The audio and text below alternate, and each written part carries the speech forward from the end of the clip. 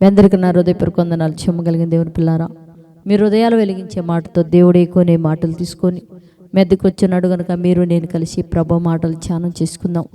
ప్రభు మాటలు ధ్యానం చేసుకోబోయే ముందు రాత్రి కాలం నుంచి మిమ్మల్ని, మీ కుటుంబాన్ని, మమ్మల్ని, సంఘాన్ని, సమస్తాన్ని జ్ఞాపకం చేసుకొని ఊపిరినిచ్చిన దేవుడికి ప్రభు యేసుక్రీస్తు వారి నామములో వందనాలు చెల్లిస్తూ, ఈ దినం మన ఆత్మలకు ఆహారంగా దేవుడు ఏ మాటలు చేతైతే మన హృదయాలు వెలిగించాలనుకున్నాడో వాటిని ఒకసారి మనం చూడగలిగితే దేవుని పిల్లారా, ప్రసంగి గ్రంథము 5వ అధ్యాయము 4వ వచనం రాయబడ్డ మాట మనం చూడగలిగితే, నీవు దేవునికి మొక్కుబడి చేసుకున్న ఎడల దాన్ని చెల్లించుటకు ఆలస్యము చేయకు అని రాయబడింది. అంటే మనము దేవునితో ఒక మొక్కుబడి చేసుకుంటేనంట దేవుని పిల్లారా, అది నువ్వు చేయుటకు ఆలస్యం నీ జీవితంలో చేయొద్దన్నాడు.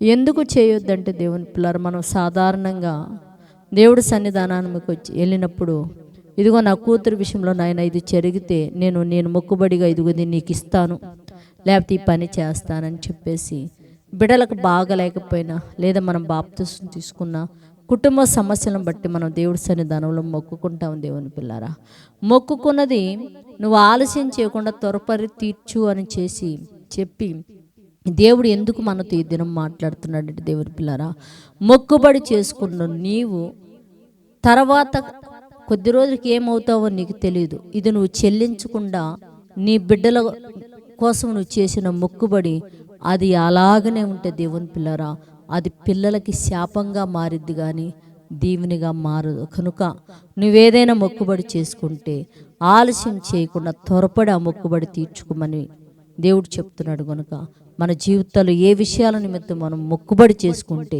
అది దేవుడు పరిచర్య చేసే విషయమా, లేకపోతే ఏదైనా దేవుడి దగ్గర మొక్కుబడి మనం చేసుకుంటే త్వరగా మొక్కుబడి తీర్చి దేవునికి ఆశీర్వాదాలు అందించే వారిగా మనందరం మారినట్టు ప్రార్థన చేద్దాం.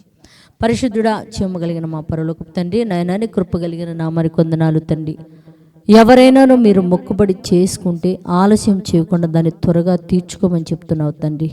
మేము మా జీవితంలోనైనా మొక్కుకున్న దాన్ని నా తండ్రి త్వరపడి తీర్చి మా పిల్లలకి ఆశీర్వాదాలు దీవెనలు ఇచ్చేవారుగా ఉండినట్లు కృపణను గురించి మనం అడుగుతున్నాయినా, ఎంతమంది అయితే ఈ మాటలు ఆసక్తి కలిగి చూస్తున్నారో వారిని, వారి కుటుంబాన్ని కృపతో జ్ఞాపకం చేసుకొని ఆశీర్వదించండి.